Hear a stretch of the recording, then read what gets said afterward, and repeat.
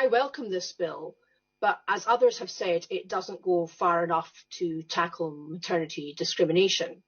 That said, I'm delighted for the Attorney General and I wish her every blessing with her pregnancy. I want to focus my concerns on one aspect of this bill, which has been mentioned already. Why does this bill make no mention of women? It is women who give birth and women who benefit from maternity leave. Is this a reflection of the ideological language which is now seen across schools, universities and the NHS, which bans use of the word women and use of the word lesbian?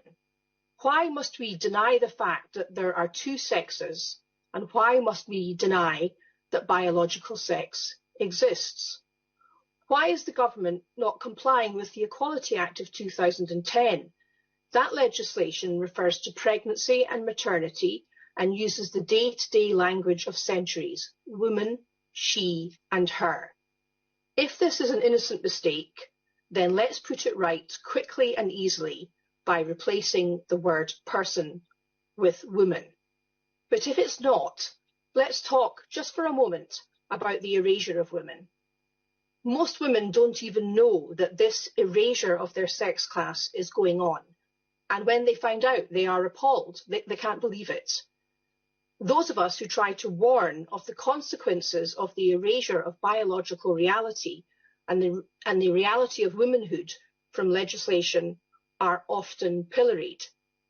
Many politicians are now so enthralled to those who wish to erase women for the purposes of advancing gender identity theory that they call those of us who advocate for women's sex-based rights transphobic, even when we have never done or said anything against equal rights for trans people in our lives, and even when some of us were trans allies before it was fashionable to be such.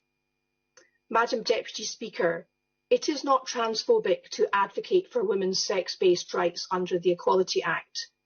It is possible and right to support both trans rights and women's rights. Neither should be sacrificed for the sake of the other. We can have an inclusive society for everyone without doing that. Sex is a protected characteristic for a very good reason. Discrimination against women is rooted in their biology. That is our lived experience. We must find a way to be inclusive without erasing women's biology and women's lived experience from the statute book. So why is this bill doing that? Women are not chest feeders, a phrase we heard earlier this week. Women have breasts, and women feed their children with their breasts. Lesbians are same-sex attracted. We are attracted to women's bodies, not men's bodies, and to say we must be attracted to men's bodies is homophobic.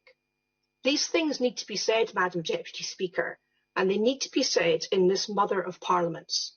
So let's put this bill right and reflect the reality and the law as set out in the Equality Act and supported by the CEDAW Convention on the Elimination of All Forms of Discrimination against Women.